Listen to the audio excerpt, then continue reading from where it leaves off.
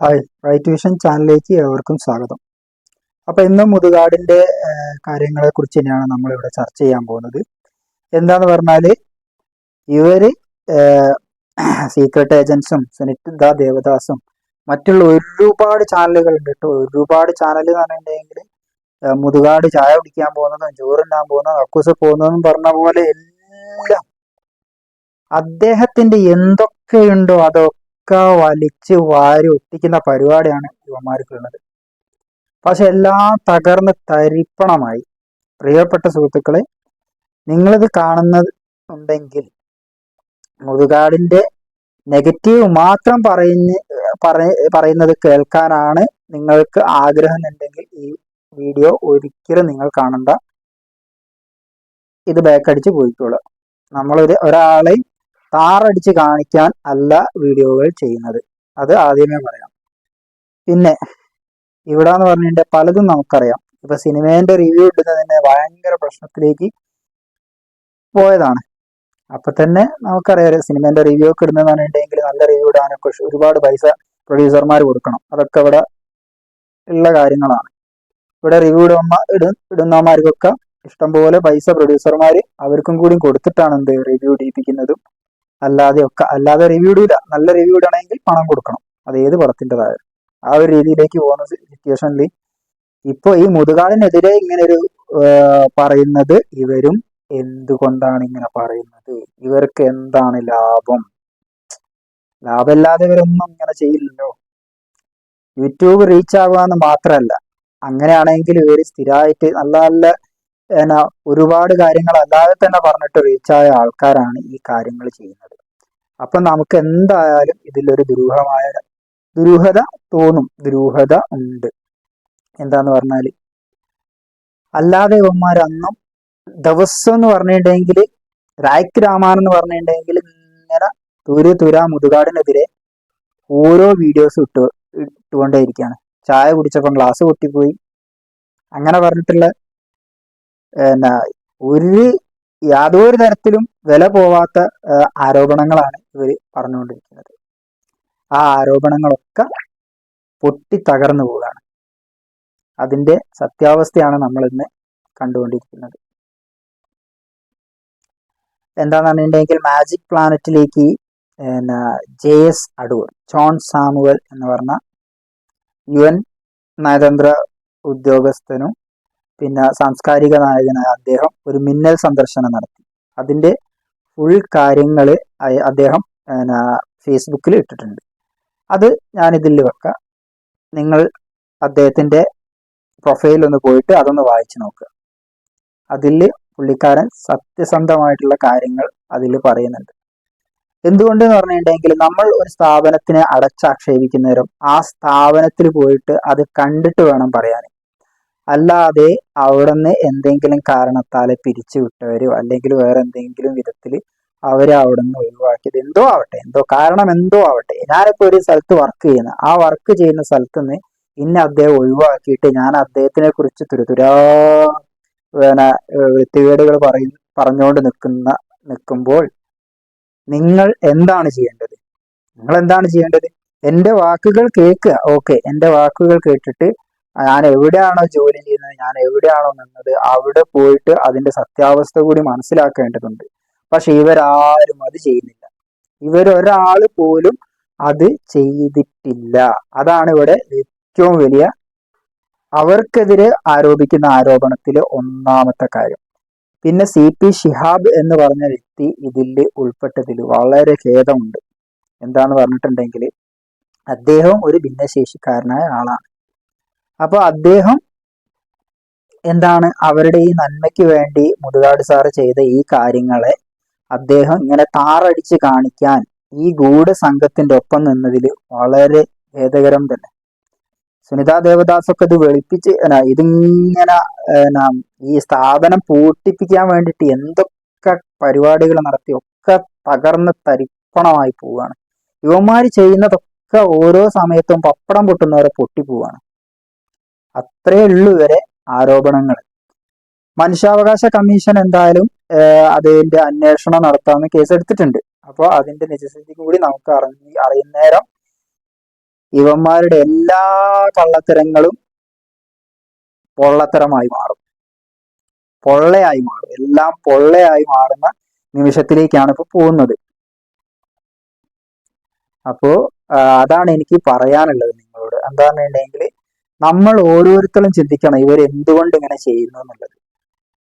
എന്ത് കാര്യമായാലും അതിനെ തകർക്കാൻ പെട്ടെന്ന് പറ്റും, പക്ഷെ അതിനെ ഉയർത്തിക്കൊണ്ടുവരാൻ വളരെ ബുദ്ധിമുട്ടായിരിക്കും, പിന്നെ സൈന പ്ലസ് എന്ന് പറഞ്ഞ ചാനലിൽ അമ്മമാരുടെ ബൈറ്റ് ഉണ്ട്. ആ അമ്മമാരുടെ ബൈറ്റ് ഒന്ന് നിങ്ങൾ പോയി കാണണം. ഈ നെഗറ്റീവായിട്ട് പറയുന്ന ആൾക്കാരുടെ വീഡിയോസ് മാത്രം കാണാതെ, അതാണ് നെഗറ്റീവ് ആവുന്നവർ അതിന് ഒരുപാട് റീച്ച് ഉണ്ടാവും. എങ്കിലും എൻ്റെ വീഡിയോയിൽ ഇപ്പോൾ 1000, 2000, 3000 ആൾക്കാർ കാണുന്നുണ്ട്. അപ്പൊ ആ 3000 ആൾക്കാരിലേക്ക് എന്നെങ്കിലും ഇത് എത്തിക്കാൻ സാധിക്കുന്നുണ്ടല്ലോ, അത് മതി എനിക്ക്. അല്ലാണ്ട് ലക്ഷക്കണക്കിന് ആൾക്കാർ കാണണോ, മില്യൺ ആൾക്കാർ അടിക്കണമെന്നോ, മില്യൺ സബ്സ്ക്രൈബേഴ്സ് കിട്ടണമെന്നുള്ള ആഗ്രഹത്താലൊന്നുമല്ല. അല്ല, കിട്ടിയാലും ബിരിയാണി കൊടുക്കുന്നുണ്ട്, എന്താ കിട്ടിയാൽ പുളിക്കോ? ഇല്ല, അത്രേ ഉള്ളൂ. അല്ലാതെ വേറൊന്നുമില്ല. കിട്ടണ്ട, അയ്യോ എനിക്കൊന്നും വേണ്ടാന്ന് പറഞ്ഞിട്ടല്ല ഈ വീഡിയോ ചെയ്യുന്നത്. നമ്മൾ ഈ വീഡിയോ ചെയ്യാൻ കാരണം തന്നെ എന്താന്ന് പറഞ്ഞിട്ടുണ്ടെങ്കിൽ അത്രയും ഭിന്നശേഷിക്കാരായ ആൾക്കാരുടെ കാര്യങ്ങൾ അത്രയും നല്ല രീതിയിൽ വൃത്തിയിൽ ചെയ്യുന്ന ആ സാമുവൽ എന്ന് പറഞ്ഞ സാറ്, അടൂർ എന്ന് പറഞ്ഞ സാറ് പോയിട്ട് അവിടെ കണ്ട കാര്യങ്ങൾ അദ്ദേഹം വരിയായിട്ട് എഴുതിയിട്ടുണ്ട്. എന്താന്ന് പറഞ്ഞിട്ടുണ്ടെങ്കിൽ അവിടെ അദ്ദേഹം പോയ സമയത്ത് 195 കുട്ടികളുണ്ട്. 195 കുട്ടികൾ. ആ 195 കുട്ടികൾ അവിടെ ഉണ്ട്. ആ 195 കുട്ടികൾക്ക് മാതാപിതാക്കളും ഉണ്ട്. അവരൊന്നും ഉന്നയിക്കാത്ത ആരോപണങ്ങൾ 1, 2, 3 ആൾക്കാർ ഉന്നയിക്കുമ്പോൾ തന്നെ നിങ്ങൾക്ക് അതിന്റെ നിജസ്ഥിതി മനസ്സിലാവില്ലേ? അതിന്റെ സത്യാവസ്ഥ നിങ്ങൾക്ക് മനസ്സിലാവില്ലേ? പിന്നെ എന്തിനാണ് ഇങ്ങനെ നമ്മൾ ഒരു സ്ഥാപനത്തിനെ തകർക്കാൻ വേണ്ടിയിട്ട് ഇത്രത്തോളം മസിൽ പിടിക്കുന്നതെന്ന് ഒരു പിടുത്തവും കിട്ടുന്നില്ല. അതാണ് നമ്മൾ ഈ വീഡിയോ ചെയ്യാൻ കാരണം. എന്താന്ന് പറഞ്ഞിട്ടുണ്ടെങ്കിൽ ഇങ്ങനത്തെ ഒരു സ്ഥാപനം എന്ന് പറഞ്ഞിട്ടുണ്ടെങ്കിൽ അതും നമ്മൾ സാധാരണപ്പെട്ട ആൾക്കാരുടേതേ അല്ല, അവർ സാധാരണക്കാരല്ലാന്നോ അവരെ മോശമായിട്ടോ ഒന്നല്ല ചിത്രീകരിക്കുന്നത്. പിന്നെന്ന് പറഞ്ഞിട്ടുണ്ടെങ്കിൽ അതെന്ന് പറഞ്ഞിട്ടുണ്ടെങ്കിൽ ഒരാളെ ഉന്നമനത്തിന് വേണ്ടിയിട്ടാണ്. എന്താ എന്തെങ്കിലും കഴിവുള്ള ആൾക്കാരെ അവിടെ നിന്ന് പിന്നെ കുറച്ചും കൂടി അവർക്ക് അതിനെ മോട്ടിവേഷൻ കൊടുത്തിട്ടും അതിനെ അവരിലേക്ക് അതിന്റെ കലാപരമായിട്ടുള്ള കാര്യങ്ങൾ വളർത്തിയെടുത്ത് അവർക്കൊരു വരുമാനം കിട്ടുന്ന ആ ഒരു രീതിയിലേക്ക് എത്തിക്കുന്ന ആ ഒരു സംരംഭത്തെ ഇങ്ങനെ നശിപ്പിച്ച് കളയുന്നതിനോട് നിങ്ങൾക്ക് യോജിക്കാൻ പറ്റൂ? എനിക്ക് യോജിക്കാൻ പറ്റില്ല. നിങ്ങൾക്കോ? ആർക്കും യോജിക്കാൻ പറ്റൂല. അതുകൊണ്ടാണ് നമ്മൾ ഈ വീഡിയോ ഇങ്ങനെ ഇടുന്നത്, അല്ലാതെ വേറെ എന്തിനു വേണ്ടിയിട്ടല്ല. പലരും പറയുന്നത് വെളുപ്പിക്കാനാണോ? എന്തിനു വെളുപ്പിക്കേണ്ടത്? ഈ കറുത്ത ഇവരുടെ ഈ കറുത്ത ആരോപണങ്ങളാണോ നിങ്ങൾ വെളുപ്പിക്കുന്നത്? ഞാൻ സത്യത്തെയാണ് വെളുപ്പിക്കാൻ നോക്കുന്നത്. അല്ലാതെ നിങ്ങളെപ്പോലെ ഇവര് പറയുന്ന ഈ ദുരാരോപണങ്ങളായ കറുത്ത ആരോപണങ്ങൾ, കരിങ്കട്ടയായി കിടക്കുന്ന ആരോപണങ്ങളാണോ വെളുപ്പിക്കാൻ നമ്മൾ ശ്രമിക്കേണ്ടത്? ആണോ? നിങ്ങൾ എന്നെ ഒന്ന് ചിന്തിച്ചു നോക്കി. കാണുന്ന നിങ്ങൾ എന്നെ ഒന്ന് ചിന്തിച്ചു നോക്കിയാൽ മനസ്സിലാവില്ലേ? അപ്പൊ അത്രയ്ക്കും നല്ല രീതിയിൽ പോകുന്ന പ്രശ്നങ്ങൾ, പിന്നെ എല്ലായിടത്തും പ്രശ്നങ്ങൾ ഉണ്ടാവും. ആ പ്രശ്നങ്ങൾ പരിഹരിക്കണം. പ്രശ്നങ്ങൾ ഉണ്ടെങ്കിൽ പരിഹരിച്ച് നല്ല രീതിയിൽ മുന്നോട്ട് പോകണം തന്നെയാണ് നമുക്ക് പറയാനുള്ളത്. പക്ഷേ നിങ്ങൾ നടത്തുന്ന ഈ ഒരു സ്ഥാപനത്തിനെ പൂട്ടിപ്പിക്കാനും ഇല്ലാതാക്കാനുമുള്ള ഈ ഒരു കാര്യം വെച്ച് കുറിപ്പിക്കാൻ പറ്റില്ല. എന്താന്ന് പറഞ്ഞിട്ടുണ്ടെങ്കിൽ അദ്ദേഹത്തിന്റെ ആ ഇത് എനിക്കും അപ്പൊ അവിടെ പോകണമെന്നുണ്ട്. തിരുവനന്തപുരത്താണ്. ഞാനെന്ന് പറഞ്ഞിട്ടുണ്ടെങ്കിൽ ഒരു കൂലിപ്പണിക്കാരനാണ്. ഇപ്പൊ എന്ന് പറഞ്ഞിട്ടുണ്ടെങ്കിൽ പണി വളരെ കുറവാണ്. എന്താന്ന് പറഞ്ഞിട്ടുണ്ടെങ്കിൽ കൺസ്ട്രക്ഷൻ മേഖല മൊത്തം തകർച്ചയിലാണ്. ഞങ്ങൾക്ക് ആഴ്ചയിൽ 2 പണി കിട്ടിയാലായി, 4 പണി കിട്ടിയാലായി. എന്താന്ന് പറഞ്ഞിട്ടുണ്ടെങ്കിൽ ഒരു 3000 ചാക്ക് സിമെന്റ് പോകുന്ന ഒരു കടയിൽ നിന്ന് 200, 300 ചാക്ക് സിമെന്റേ പോകുന്നുള്ളൂ. അപ്പൊ നിങ്ങളൊന്ന് ആലോചിച്ച് നോക്കി എത്രത്തോളം പണി കുറഞ്ഞു. അപ്പൊ ആ ഒരു സിറ്റുവേഷനിലും കൂടി നിൽക്കുന്നത് കൊണ്ടാണ് തിരുവനന്തപുരത്ത് പോയി ആ സ്ഥാപനം സന്ദർശിച്ച് അവിടെ നിന്ന് വീഡിയോ ചെയ്യണമെന്നുള്ള ആഗ്രഹം എനിക്കുണ്ട്. പക്ഷെ അത് സാധിക്കുമെന്ന് എനിക്കറിയില്ല. എപ്പോഴും സാധിക്കായിരിക്കാം. അതാണ് പണി വളരെ കുറവാണ്. അപ്പൊ എന്റെ കാശ് മുടക്കിയിട്ട് ഞാൻ പോകണം. ഈ പണിയിൽ നിന്ന് കിട്ടുന്ന കാശ് മുടക്കിയിട്ട് ഞാൻ പോകണം. അത് ഞാൻ കോഴിക്കോട് നിൽക്കുന്ന ആള് തിരുവനന്തപുരത്ത് എത്തണമെങ്കിൽ എത്രത്തോളം ചെലവുണ്ട്? അപ്പൊ അതുകൊണ്ടാണ് പോകുന്നവരെ എങ്ങനെയായാലും രണ്ടാളും പോകണം. പക്ഷെ പോയ ആൾക്കാരിൽ നമ്മൾ എന്താക്കുന്നുണ്ട്, അത് കാണുന്നുണ്ട്, എല്ലാം വായിക്കുന്നുണ്ട്, എല്ലാം കേൾക്കുന്നുണ്ട്, ഏതാണോ ശരിയെന്ന് തോന്നുന്നത് അതാണ് നമ്മളിവിടെ പ്രതിപാദിക്കുന്നത്, പറയാൻ ശ്രമിക്കുന്നത്. നിങ്ങൾ കേൾക്കുന്നത് എന്താണോ, നിങ്ങൾക്കത് ശരിയായി തോന്നുന്നുണ്ടോ എന്ന് എനിക്കറിയില്ല. എന്റെ ശരിയാണ് ഞാനിവിടെ പറയുന്നത്. നിങ്ങൾക്ക് പല അഭിപ്രായം ഉണ്ടാവും, പല അഭിപ്രായങ്ങളും ഉണ്ട്. അതിൽ തോന്നിയാസം, വളരെ വൃത്തികെട്ട തോന്നിയാസങ്ങൾ എഴുതുന്ന ആൾക്കാരുണ്ട്, എല്ലാ രീതിയിലുള്ള ആൾക്കാരുണ്ട്. അത് പിന്നെ അവരെ അമ്മയും അച്ഛനും അവരെ ഉമ്മയും ബാപ്പമാരും അതാണ് അവരെ പഠിപ്പിച്ചത്. പഠിച്ചതല്ലേ പാടും. ചുട്ടയിലെ ശീലം ചുടല വരെ എന്നല്ല, അതേമാതിരി ആയിരിക്കും അവരുടെ രീതി. എന്റെ രീതി അതല്ല. അപ്പോ അദ്ദേഹം വേറെയും കാര്യങ്ങൾ പറഞ്ഞിട്ടുണ്ട്. അദ്ദേഹം ഒരുപാട് സ്ഥാപനങ്ങൾ, ഇതേമാതിരിയുള്ള ഒരുപാട് സ്ഥാപനങ്ങൾ സന്ദർശിക്കാൻ ഇടയായുള്ള മനുഷ്യനാണ്. പിന്നെന്ന് പറഞ്ഞിട്ടുണ്ടെങ്കിൽ അദ്ദേഹത്തിന് പെട്ടെന്ന് മനസ്സിലാക്കാൻ സാധിക്കുകയും ചെയ്യും. എന്താ പറഞ്ഞാൽ ഇങ്ങനത്തെ ഒരു കാര്യങ്ങളൊക്കെ ഒരുപാട് പഠിച്ച യുവന്റെ ആയതുകൊണ്ടും അദ്ദേഹത്തിന് ഒരുപാട് കാര്യങ്ങൾ അവിടെ നിന്ന് മനസ്സിലാക്കാൻ കഴിയുകയും ചെയ്യും. അപ്പൊ അദ്ദേഹത്തിന് യാതൊരു കാര്യങ്ങളും അവിടെ കണ്ടിട്ടില്ല. പിന്നെന്ന് പറഞ്ഞാല്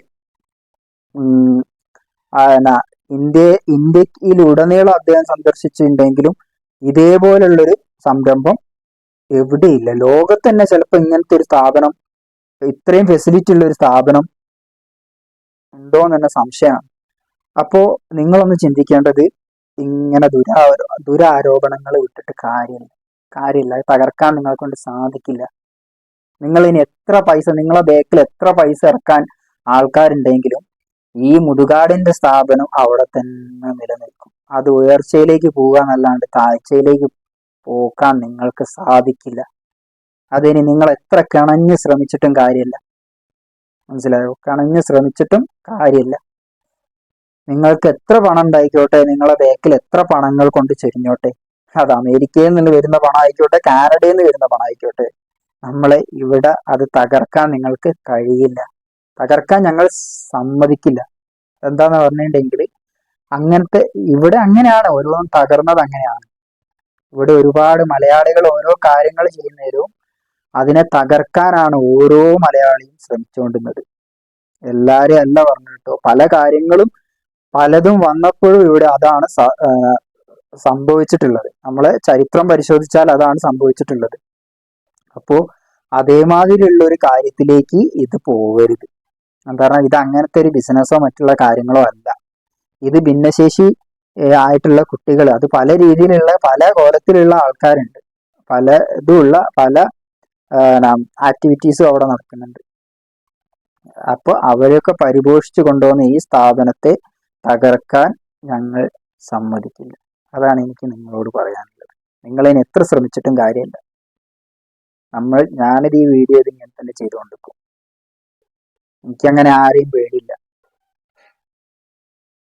അപ്പോ എൻ്റെ ഈ ചാനല് വീക്ഷിച്ച എല്ലാവർക്കും നല്ലൊരു ദിവസം ആശംസിക്കുന്നു. പിന്നെ പ്രിയപ്പെട്ട എൻ്റെ ഇത് കാണുന്ന ആൾക്കാർ, ഒരുപാട് ആൾക്കാർ, 3000, 4000 ആൾക്കാർ, 5000 ആൾക്കാർ കാണുന്നുണ്ട്. പക്ഷേ നമുക്ക് ലൈക്കോ സബ്സ്ക്രൈബേഴ്സോ വരുന്നില്ല. നമ്മുടെ ചാനലിൽ ഇത്രയും ക്രൂശിക്കപ്പെടുന്നവർക്കും നമ്മുടെ നല്ല നല്ല ഓരോ വീഡിയോസും ഇതിൽ മുന്നോട്ട് വരുന്നതാണ്. അപ്പോൾ അതൊക്കെ കാണാനും ഈ ചാനലിനെ പ്രോത്സാഹിപ്പിക്കാനും നിങ്ങൾ ഒരു ചെറിയ സംരംഭം, ചെറിയൊരു ചാനലാണ്. അപ്പോൾ നിങ്ങളുടെ ഏവരുടെയും അനുഗ്രഹാശിസുകൾ വേണം. ആ അനുഗ്രഹാശിസുകൾ നിങ്ങളുടെ സബ്സ്ക്രൈബ് ബട്ടണിൽ അമർത്തി എനിക്ക് നൽകണമെന്ന് നിങ്ങളോട് വിനീതമായി പറയുന്നു. അപ്പോൾ ഏവർക്കും നല്ലൊരു ദിവസം ആശംസിച്ചുകൊണ്ട് ജയ് ഹിന്ദ്.